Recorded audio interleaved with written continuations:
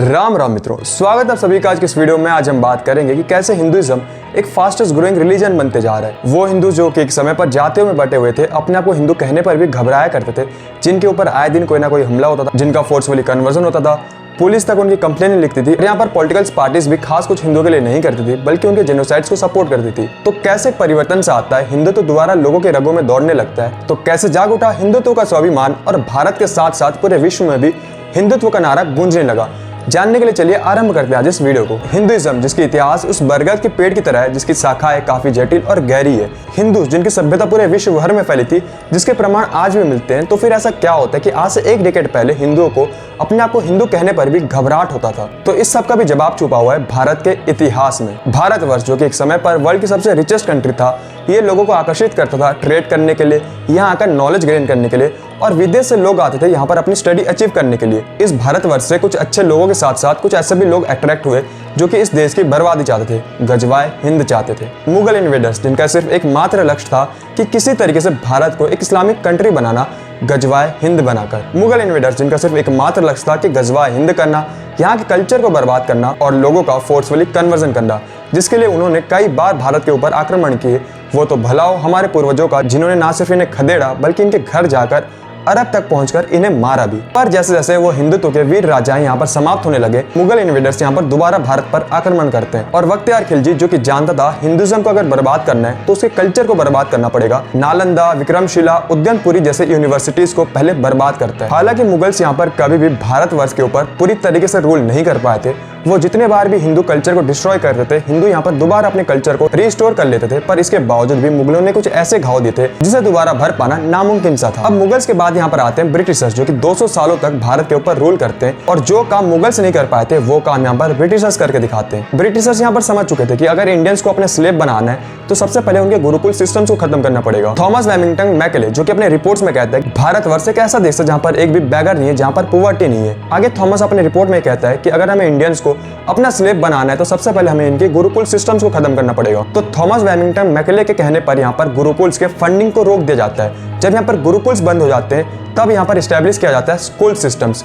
North से लेकर south तक, ईस्ट से लेकर वेस्ट तक यहाँ पर स्कूल सिस्टम्स को लाया जाता है। इन स्कूल्स की खासियत ये थी कि ये पढ़े लिखे स्लेव्स निकालता था। मजे की बात तो ये कि इसे सिर्फ रिच लोग ही अफोर्ड कर पाते थे। जो पुअर होता था, जो मिडिल क्लास पर्सन होता था, वो कभी स्कूल जा ही नहीं पाता था। पहली बार जब भारत में लोगों को एजुकेशन नहीं मिली तो वो लोग यहाँ पर अनएजुकेटेड हो गए, जिसका कारण ये हुआ कि भारत में पहली बार यहाँ पर पुवर्टी बढ़ने लगी, जिसका नतीजा ये हुआ कि भारत में बैगर्स बढ़ गए। अब 1947 में देश को आजादी मिलती है, बट देश को आजादी मिलने के बावजूद भी देश अभी भी उस गुलामी माइंडसेट से जी रहा था। इंडिपेंडेंस के बाद भी देश को जो गवर्नमेंट मिला वो कॉलोनियल माइंडसेट से ग्रसित था, जिसने सिर्फ एक कम्युनिटी के ऊपर ही ध्यान दिया, कांग्रेस, जो कि देश के ऊपर 60 साल तक रूल करता है। बट इनके रूलिंग पीरियड में हिंदुओं के इतिहास तक को मिटाने की कोशिशें होती हैं। वो गवर्नमेंट जिसका ये फर्ज बनता था कि 600 साल मुगल, 200 साल ब्रिटिशर्स को झेलते वक्त देश भर में जो कल्चर यहाँ पर डिस्ट्रॉय हुआ था उसे रिक्लेम करना चाहिए था, उसे रिस्टोर करना चाहिए था। पर अनफॉर्चुनेटली कांग्रेस भी यहाँ पर मुगलों और ब्रिटिशर्स की तरह हिंदुओं की सभ्यता को मिटाने पर तुली थी। कांग्रेस के रूलिंग पीरियड में हिंदुओं का जेनोसाइड होता है पूरे देश भर में। एग्जाम्पल के तौर पर कश्मीर, हिंदूज जिनको बहला फुसलाकर या फिर फोर्सफुली उनका कन्वर्जन किया गया। जैसे कि एग्जाम्पल केरल, कन्वर्ट हुए हिंदुओं का इस लेवल पर ब्रेन वॉशिंग की जाती थी कि वो पहुंच जाते थे Pakistan, Afghanistan based terrorist group को ज्वाइन करने के लिए।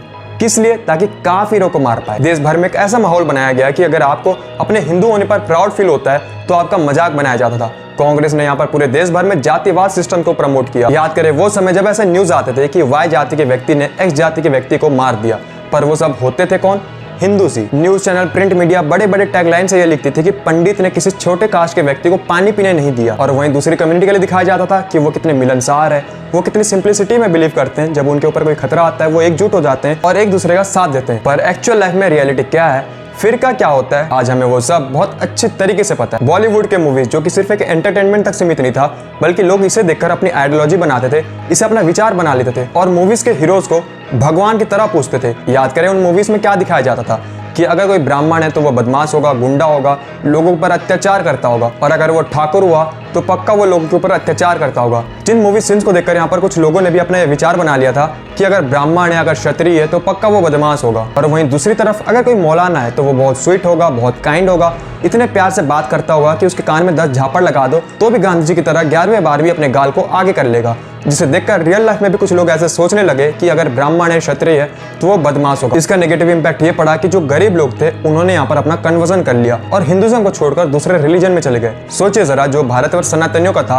आज वहाँ पर दूसरे रिलीजन के सबसे बड़े चर्चेस हैं। और ये सिर्फ भारत में नहीं बल्कि पूरे एशिया कॉन्टिनेंट में आज सबसे बड़ा चर्च भारत में, और सेकंड सबसे बड़ी चर्च यहाँ पर छत्तीसगढ़ में। सबसे बड़ा चर्च यहाँ पर भारत में कहाँ है वो आप मुझे कमेंट में बताओगे। गुरुकुल जिन्हें दोबारा यहाँ पर रिस्टोर करना चाहिए था इंडिपेंडेंस के बाद, जिन गुरुकुल की संख्या 1830 तक 7,30,000 तक हुआ करती थी, आज के टाइम पर सिर्फ 4,500 तक ही सीमित रह गई है। अब यहाँ पर आप ये ना सोचिएगा कि जो 4,500 गुरुकुल्स हैं उनमें प्रॉपर गुरुकुल्स वाले शिक्षाएं दी जाती है। इनमें से आधे से ज्यादा गुरुकुल्स में योगाएं सिखाई जाती हैं। अब आप जरा सोचिए कि आज के टाइम पर अगर कोई हिंदू पर्सन अपने हिंदू बच्चे को उन गुरुकुल्स में पढ़ाता है तो क्या वो सिर्फ योगा सीखकर आज के टाइम के मॉडर्न वर्ल्ड में कम्पीट कर पाएगा? नहीं कर पाएगा। हालांकि आज के टाइम पर ऐसे भी कुछ लोग सामने में आ रहे हैं जो कि गुरुकुल्स को दोबारा रिस्टैब्लिश कर रहे हैं, गुरुकुल्स के पुराने संस्कारों को वापस ला रहे हैं। मंदिर है जो कि एंशिएंट टाइम में नॉलेज एक्सचेंज के प्लेस हुआ करते थे, जहां पर लोग आकर अपने नॉलेज को एक्सचेंज करते थे, अपने नॉलेज बढ़ाते थे। आज कांग्रेस की गवर्नमेंट ने उन मंदिरों के ऊपर टैक्सेशन लगा दिया। एक मंदिर को यहाँ पर सिर्फ 10% टैक्स में देना पड़ जाता है। अगर कोई मंदिर सिर्फ 10% हिस्सा अपना टैक्स में देने लगा, वो अपने नॉलेज एक्सचेंज में, अपने डेवलपमेंट्स में या फिर अपने पंडितों को सैलरी कहां से दे पाएगा? ध्यान दीजिए, इन मंदिरों को गवर्नमेंट को टैक्स देने के बाद भी गवर्नमेंट इनके पंडितों को कोई सैलरी नहीं देती। उल्टा इनसे लिए हुए टैक्स से गवर्नमेंट यहाँ पर सैलरी देती है मौलवीज और पादरीज को, यानी कि हिंदुओं ने यहाँ पर टैक्स दिया और फायदा मिला शांति दूतों को। हिंदू जो कि अपने सभ्यता को भूल चुके थे, एक समय पर अपने आप को हिंदू कहना भी एक टैबू सा बन चुका था। जब हिंदुओं के कल्चर को डिस्ट्रॉय किया जा रहा था तो वहीं दूसरी तरफ दूसरी कम्युनिटी के लोगों को प्रेस किया जा रहा था। उनके ऊपर कोई पाबंदी नहीं, वो खुलेआम कन्वर्जन कर सकते हैं। रॉइट्स हुआ, दंगे हुए तो और उनके ऊपर कोई केस भी नहीं होता था। याद करें वो समय जब आप बच्चे थे और आपको अचानक से पता चल गया कि मुझे इस एरिया में जाते वक्त, इन शांति दूतों के एरिया में जाते वक्त ये ध्यान रखना है कि मैं कुछ ना बोलूँ, कहीं इनके गाड़ियों में मैं गलती से ठोकर ना लगा दूँ, वरना मेरे साथ मारपीट हो सकती है। ये चीज़ आपको कोई समझाया नहीं होगा, कोई बताया नहीं होगा, बट फिर भी आपको अचानक से पता चल गया। क्यों? क्योंकि देश में ऐसे माहौल बनाए गए थे कि अगर आपकी गलती हो या ना हो, पीटोगे तो आप ही। पर सडनली यहाँ पर 2014 के बाद एक चेंजेस आता है। दोबारा यहाँ पर हिंदुत्व लोगों के बीच फैलने लगते, लोग यहाँ पर दोबारा हिंदुत्व के ऊपर बात करना स्टार्ट करते हैं। हिंदू यहाँ पर अपने सभ्यता को खंगालना स्टार्ट करते हैं, अपने वीर पूर्वजों के ऊपर बात करना स्टार्ट करते हैं, अपने कल्चर को रिक्लेम करते हैं और डिस्ट्रॉय हुए मंदिरों को रीस्टैब्लिश करते हैं। एग्जाम्पल के तौर पर अयोध्या और आने वाले समय पर काशी, मथुरा, वृंदावन और तेजो महल। नोटिस कीजिए कि ये पीरियड इतना भी आसान नहीं था। जब हिंदू यहाँ पर पहली बार अपने कल्चर को रिक्लेम करना स्टार्ट करता है तो उसके ऊपर काफ़ी सारे हमले होते हैं, क्योंकि हिंदुओं ने यहाँ पर अपने पूर्वजों की चीज़ों को रिक्लेम करना स्टार्ट किया था। इसलिए जिन लोगों ने उस चीज़ों के ऊपर कब्जा करके बैठे थे वो हिंदुओं के ऊपर अटैक करते हैं, उन्हें मारते हैं, कईयों की जान जाती है। जब हिंदू यहाँ पर शोभा यात्रा निकालता है तो उसके ऊपर पथराव होते हैं। हालांकि ऐसे इंसिडेंट्स तो पहले भी होते थे, पर उस समय हिंदू कॉम्प्रो कर लेता था। पर यहाँ पर पहली बार हिंदुओं ने रिटेलिएट करना भी सीखा। 2014 के बाद यहाँ पर लोग हिंदुइज्म के ऊपर बात करना स्टार्ट करते हैं, पर इनकी आबादी बहुत ही कम थी। ये लोग थे हमारे पेरेंट्स और ग्रैंड पेरेंट्स, इनकी आबादी बहुत ही कम थी। बट हिंदुइज्म के ऊपर जो एक्चुअली बात होना स्टार्ट हुआ वो था नुपुर शर्मा वाले केसेस। याद करें वो समय जब नुपुर शर्मा वाला इंसिडेंट हुआ था। नुपुर शर्मा जी ने यहाँ पर सिर्फ इतना कहा था कि अगर आप हमारे कल्चर के ऊपर कुछ अभद्र टिप्पणी करोगे तो हम भी कर सकते हैं, हम भी आपके बारे में जानते हैं। नतीजा क्या हुआ? कुछ लोगों ने इंटरव्यू के उस पर्टिकुलर पार्ट को ट्रिम किया और उसे पूरे देश भर में सर्कुलेट कर दिया। नतीजा क्या हुआ था वो हम सबको पता है। तो जब इंटरनेट के जमाने में पहली बार देश में इतना बड़ा माहौल बिगड़ा तो लोग पहली बार यहाँ पर बात करना स्टार्ट किए कि ये नुपुर शर्मा है कौन, आखिर इंसिडेंट्स क्या हुआ था और क्यों इतना बड़ा दंगा हो गया आज देश में। मेरे आपकी तरह जो यंगस्टर्स थे वो यहाँ पर रिसर्च करते हैं कि क्या नुपुर शर्मा जी ने जो कहा क्या वो सही था या फिर मन से बनाकर कुछ भी कह दिया। और जब लोग यंगस्टर्स यहाँ पर रिसर्च करते हैं तो हर चीज क्लैरिफाई हो जाती है कि क्या गलत है और क्या नहीं। यंगस्टर्स को अब ये बात समझ में आती है कि जो सेकुलरिज्म की पाठ हमें पढ़ाया गया वो तो सिर्फ हमारे तरफ से चल रहा था, उनके तरफ से कभी सेकुलरिज्म को तो निभाया ही नहीं गया। अब यहाँ पर यंगस्टर्स भी अपने हिंदुइज्म के लिए जागरूक होने लगे थे, अपने हिंदुइज्म को फॉलो करने लगे थे। और जब कोई व्यक्ति उनके हिंदुइज्म के ऊपर अभद्र टिप्पणी करता था तो यंगस्टर्स भी यहाँ पर पहली बार क्रॉस क्वेश्चन पूछने लगे थे उन लोगों से। और यहाँ पर एक रोल एक्स मुस्लिम चैनल्स भी प्ले करते हैं। एक्स मुस्लिम पहली बार इतनी बड़ी लेवल पर सोशल मीडिया पर आते हैं और ओपनली, और जब एक्स मुस्लिम्स यहाँ पर हर वर्ड को हिंदी में ट्रांसलेट करके बताने लगे तब हिंदू को समझ में आता है कि उनका हिंदुइज्म क्यों स्पेशल है और उन्हें क्यों दूसरे रिलीजन में जाना नहीं चाहिए। आज के समय पर ऑलमोस्ट हर व्यक्ति अपने आप को प्राउडली हिंदू कहता है, अपने गाड़ियों के पीछे हिंदू नाम लिखाता है। इसमें भी बहुत सारे लोगों को दिक्कत है कि अपने नाम लिखाने से क्या फर्क पड़ेगा, पर मैं कहता हूँ कि नाम लिखो, इससे फर्क पड़ता है। जब कोई व्यक्ति आपकी गाड़ी के ऊपर हिंदू नाम देखता है तो उसे समझ में आ जाता है कि इसके साथ मस्ती मजाक नहीं चलेगा। वो व्यक्ति समझ जाता है कि मैं इसके कल्चर के ऊपर कुछ अभद्र टिप्पणी नहीं कर सकता इसके साथ। आज के समय पर हिंदुइज्म सिर्फ भारत में नहीं बल्कि ग्लोबल लेवल तक में फैल रहा है। काफी ऐसे पावरफुल नेशंस है जहाँ पर आज हिंदुइज्म को प्रैक्टिस किया जाता है। यूएस जहाँ पर आज 4th मोस्ट प्रैक्टिसिंग रिलीजन है हिंदुइज्म। साउथ अफ्रीका एक जीता जागता सबूत है हिंदुइज्म के फैलने का। घाना, कीनिया जैसे साउथ अफ्रीकन पार्ट्स में आज हिंदुइज्म तेजी से बढ़ रहा है और वहाँ के लोग आज हिंदुइज्म को प्रैक्टिस करते हैं। हालांकि भारत में हिंदुइज्म का दोबारा रीग्रोथ इतना भी आसान नहीं था। ध्यान दीजिए, अगर भारत में आज हिंदुइज्म फैल रहा है तो इसका एक मेन रीजन है भारत का करंट गवर्नमेंट, बीजेपी गवर्नमेंट, जिसने कश्मीर से 370 जैसे आर्टिकल्स हटाए। याद करें 370 हटने से पहले कश्मीर में कैसे माहौल था। अगर आप लोग कश्मीर में 370 हटने से पहले कभी टूर पे गए होंगे तो आपको ये जरूर पता होगा कि चप्पे चप्पे पर वहां पर आर्मीज को नियुक्त किया जाता था। देश के ऑलमोस्ट हाफ आर्मी तो यहाँ पर सिर्फ कश्मीर में नियुक्त रहती थी। क्यों? क्योंकि हर दिन कश्मीर में टेररिस्ट अटैक्स होते थे, किसी जवान की जान जाती थी। 370 हटने के बाद आज के टाइम पर कश्मीर में टेररिस्ट अटैक्स बिल्कुल ना के बराबर हैं। अगर साल में एक भी हो गया तो भी बहुत बड़ी बात है। ध्यान दीजिए, जब 370 हटने वाला था तो पूरे देश भर में अपोजिशन पार्टीज ने ये नारा लगाया था कि अगर 370 हटा तो पूरे देश भर में खून की नदियां बहेंगी, ये हो जाएगा, वो हो जाएगा। बट हुआ कुछ नहीं।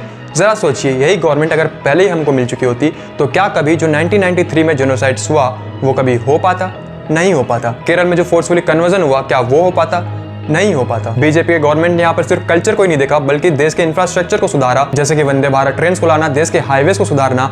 याद कीजिए, जब एक स्टेट से दूसरे स्टेट जाने में 1-2 दिन का टाइम लग जाता था, आज के समय पर हम वही डिस्टेंस आधे समय पे कंप्लीट कर लेते हैं। बीजेपी के गवर्नमेंट आने के बाद ही हिंदुओं को यहाँ पर अपनी अयोध्या वापस मिलती है। बीजेपी की गवर्नमेंट यहाँ पर टूरिज्म सेक्टर पर भी ध्यान देती है।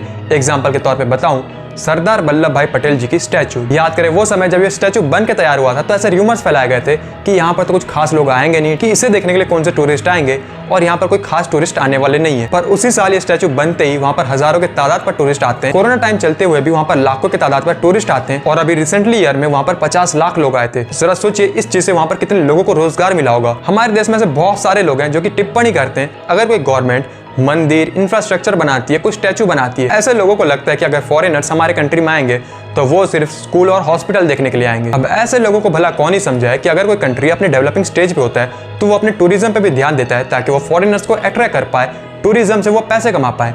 एग्जाम्पल के तौर पर बताऊं तो दुबई के पास रिसोर्स के नाम पर सिर्फ ऑयल है। उसे भी ये चीज बहुत बढ़िया से पता है कि जिस दिन ऑयल खत्म हुआ उसके देश में कोई आने वाला नहीं है। इसलिए आज के टाइम पर दुबई अपनी मेन फोकस टूरिज्म सेक्टर पे कर रहे हैं। अब ऐसे लोगों को भला कौन ही समझाए जो दुबई जाकर मजदूरी कर रहा है, वहाँ के इंफ्रास्ट्रक्चर को बोले वाह वाह वाह कितना बढ़िया इंफ्रास्ट्रक्चर है, और भारत में आने के बाद कहें कि यार हमारी गवर्नमेंट तो सिर्फ टूरिज्म पे, मंदिरों पे पैसा खर्चा कर रही है। बीजेपी के रूलिंग में आने के बाद देश में ये फायदा हुआ कि हिंदूज अपने कल्चर को दोबारा रिक्लेम कर पाए, रीग्रोथ कर पाए, देश एक इकोनॉमी हब बना और देश में टूरिज्म सेक्टर भी बूस्ट किया। हिंदुओं के दोबारा जागरूक होने के बाद आप एक चीज नोटिस करो, कांग्रेस के रूलिंग पीरियड में जब हिंदुओं के ऊपर हमले होते थे, उनके जेनोसाइड्स होता था, तो कांग्रेस यहाँ पर उन जेनोसाइड्स को सपोर्ट करता था और उल्टा हिंदुओं को बुरा भला कहता था, हिंदुओं को उखाड़ फेंकने की बातें करता था। ओवैसी जी और उनका भाई वारिस पठान जो कि ओपनली हिंदुइज्म के ऊपर अभद्र टिप्पणियां करते थे। केजरीवाल जी जो कि एक समय पर राम मंदिर का विरोध किया था। अखिलेश यादव जी जिनकी गवर्नमेंट अपने रूलिंग पीरियड में हिंदुओं के ऊपर गोलियां चलाई थी। आज जब हिंदू दोबारा जागरूक हो रहा है तो यही लोग अपने आप को सबसे बड़े हिंदू क्लेम कर रहे हैं। हिंदू के जागरूक होने का आप एक बेस्ट एग्जांपल देखो कि जब पहले हिंदू के ऊपर हमले होते थे तो हिंदू अपने आप को बचाकर किसी तरीके से वहां से कॉम्प्रो कर लेता था और वहां से भाग जाता था। और आज आप बांग्लादेश को देखो, जब हिंदू के ऊपर हमले हो रहे हैं तो हिंदू वहां से भागना छोड़कर रिटेलिएट कर रही है, एकजुट होकर वहां पर नारा लगा रही है हिंदू लाइव्स मैटर करके, जो कि अब एक इस्लामिक कंट्री है। एक इस्लामिक कंट्री में ऐसे प्रोटेस्ट भी कर पाना एक बहुत बड़ी अचीवमेंट्स है। ध्यान दीजिए, मैंने वीडियो के शुरुआत में कहा था कि हिंदुइज्म दोबारा रीग्रोथ कर रहा है। एग्जाम्पल के तौर पे मैंने बताया था भारत, यूएस, अफ्रीका। पर यहाँ पर आप ये सोचोगे कि हमें तो बताया गया कि फास्ट ग्रोइंग रिलीजन तो कोई और है और इंटरनेट पे भी कोई और ही दिखा रहा है, तो हिंदुइज्म कैसे ग्रोथ कर रहा है? इस बात को आप समझो, फास्ट ग्रोइंग और फास्ट ब्रीडिंग में बहुत फर्क होता है। फास्ट ग्रोइंग ये हो गया कि आप अपने नॉर्मल स्पीड में बढ़ रहे हो, बट फास्ट ब्रीडिंग ये हो गया कि आप जानबूझकर अपनी तादाद बढ़ाने के लिए ज्यादा बच्चे पैदा कर रहे हो, दूसरे रिलीजन के लोगों को कन्वर्ट कर रहे हो अपने में, उन्हें 2 किलो चावल देकर या फिर हुरों का लालच देकर। हालांकि आपको ये तो बताया जा रहा है कि मजहब आज के टाइम पर सबसे फास्ट ग्रोइंग रिलीजन है और 2050 आते तक ये ऑलमोस्ट क्रिश्चियनिटी के बराबर हो जाएगी। पर जो चीज आपको नहीं पता वो ये है कि मजहब में और रिलीजन में बहुत सारे ऐसे लोग हैं जो कि आज अपने आप को एथिस्ट और एक्स मुस्लिम बुला रहे हैं। भारत में 2021 के रिपोर्ट्स के अनुसार 1.6 करोड़ लोग यहाँ पर भारत में सिर्फ एक्स मुस्लिम्स है, और इनकी पॉपुलेशन 6% है पूरे मुस्लिम्स पॉपुलेशन का। याद रखिए ये वो लोग हैं जो कि ओपनली अपने आप को एक्स मुस्लिम्स डिक्लेयर कर चुके हैं। ऐसे भी बहुत सारे लोग हैं जो कि अभी कंफ्यूज हैं कि उन्हें क्या प्रैक्टिस करना चाहिए, उन्हें किस रिलीजन में जाना चाहिए या किस में नहीं जाना चाहिए, जो अभी मजहब के रियलिटी को जान चुके हैं और मजहब को फॉलो नहीं कर रहे हैं। अफ्रीकन कंट्रीज जहाँ पर ये मजहब बहुत तेजी से बढ़ रहा था, आज वहीं से ही लाखों के तादाद पे लोग यहाँ पर एक्स मुस्लिम्स बन रहे हैं। ध्यान दीजिए एक चीज, आज के टाइम पर जब आप सोशल मीडिया ओपन करते हो तो आप एक चीज नोटिस किया होगा कि आज के टाइम पर जो फॉरेनर्स होते हैं वो भी अपने आप को मजहब के गेटअप में कवर कर लेते हैं। आपने भी कहीं ना कहीं सोचा होगा वाह इतने जल्दी ये सब फैल रहा है, पर जो चीज़ आपको नहीं पता कि आज के टाइम पर भी यूरोप में 15,000 ऐसे लोग हैं जो कि ओपनली आकर अपने आप को एक्स मुस्लिम्स कहला चुके हैं। यूएस यानी कि अमेरिका, जहां पर हर साल 1 लाख लोग एक्स मुस्लिम्स बन रहे हैं। अमेरिका के एक रिपोर्ट्स के अनुसार 23% ऐसे यंगस्टर्स जो कि किसी मजहब वाले फैमिली में पैदा होते हैं, मजहब को फॉलो करते हैं, जब बड़े होते हैं वो एक्स मुस्लिम बन जाते हैं। अमेरिका के मजहब वाले पॉपुलेशन में 55% लोगों ने अपने आप को एक्स मुस्लिम्स डिक्लेयर कर दिया। 25% ऐसे लोग जो कि मजहब के रील्स देखकर अच्छी अच्छी बातें सुनकर मजहब में कन्वर्ट हो गए थे, आज वो दोबारा क्रिश्चियनिटी में वापस जा रहे हैं। 10% ऐसे लोग हैं जो कि अभी तक डिसाइड नहीं कर पाए उन्हें दोबारा किस में जाना है। ये जो रिपोर्ट्स थे ये थे 2020-2021 के। जरा सोचिए जब आज की डेट में एक्स मुस्लिम्स की तादाद बढ़ चुकी है, ओपनली आकर वो सोशल मीडिया पर चैनल बनाकर ये बातें कह रहे हैं और उसे ट्रांसलेट करके बता रहे हैं, तो इस वर्ड का मीनिंग क्या है, इस वर्ड में लिखा क्या है। और जब वो एक्स मुस्लिम्स यहाँ पर हर वर्ड को, हर एक सेंटेंस को ट्रांसलेट कर रहे हैं, तो ना केवल यहाँ पर हिंदूज बल्कि मुस्लिम्स भी जागरूक हो रहे हैं और अपने उलेमान से पूछ रहे हैं कि भला इसमें जो लिखा हुआ है क्या ये सच है। और जरा सोचिए कि आज के टाइम पर इंडिया में और ग्लोबली इन एक्स मुस्लिम की तादाद कितनी बढ़ चुकी होगी। हमारा ही प्यारा पड़ोसी देश जिसे हम रेडिकल देश के नाम से जानते हैं, उस देश में भी आज लाखों की तादाद पर एक्स मुस्लिम्स हैं। बांग्लादेश में भी आज के टाइम पर एक्स मुस्लिम्स की तादाद बहुत ज़्यादा है। भले इनकी तादाद बहुत तेजी से बढ़ रही है ब्रीडिंग करके, फोर्सफुली कन्वर्जन करके, बट इनमें एथिस्ट भी बहुत ज़्यादा निकल रहे हैं। याद रखिए एक हिंदू तब एथिस्ट बनता है जब वो अपने कल्चर को ठीक से पढ़ा ना हो, अपने स्क्रिप्चर्स को ठीक से पढ़ा ना हो।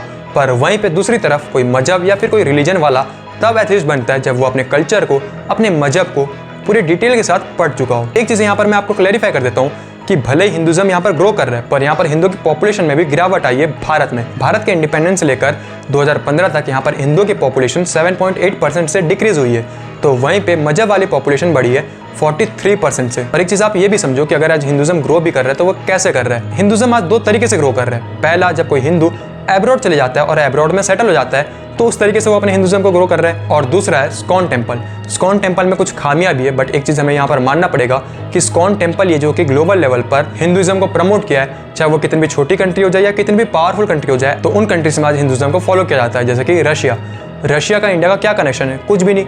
उनकी रिलीजन बहुत अलग है, हिंदुज्म बहुत ही अलग है, बट फिर भी आज के टाइम पर वो हिंदुज्म से अट्रैक्ट होते हैं, भारत आते हैं, पूरी जगन्नाथ टेम्पल विजिट करते हैं, वृंदावन विजिट करते हैं और अपने देश जाकर स्कॉन टेम्पल क्रिएट करते हैं और हिंदुओं से भी काफ़ी अच्छे तरीके से हिंदुज्म को प्रैक्टिस करते हैं। तो बेसिकली यहाँ पर इन्हीं 2 तरीकों से हिंदुज्म ग्रो कर रहा है। हिंदुज्म जो कि सिर्फ एक ऐसा रिलीजन है जो कि सिर्फ यही चाहता है कि खुद जिए और दूसरे को जीने दो, विश्व में सभी का कल्याण हो, चाहे वो किसी भी रिलीजन से बिलोंग करता हो।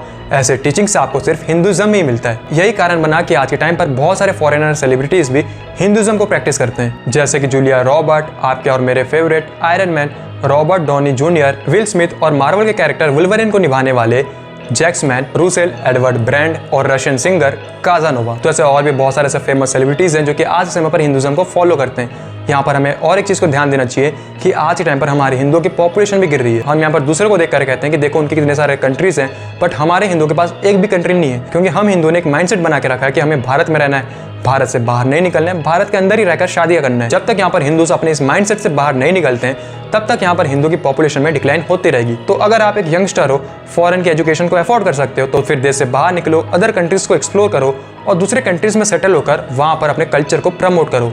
तो आई होप कि आज इस वीडियो के जरिए मैंने आपको कुछ इन्फॉर्मेशन दिया। अगर आज का वीडियो आपको अच्छा लगा तो प्लीज़ इस वीडियो को आप अपने मित्र मंडली, अपने फैमिली ग्रुप में जरूर शेयर करें। मिलता हूँ मैं आप सबसे किसी और एक वीडियो में, तब तक के लिए राम राम।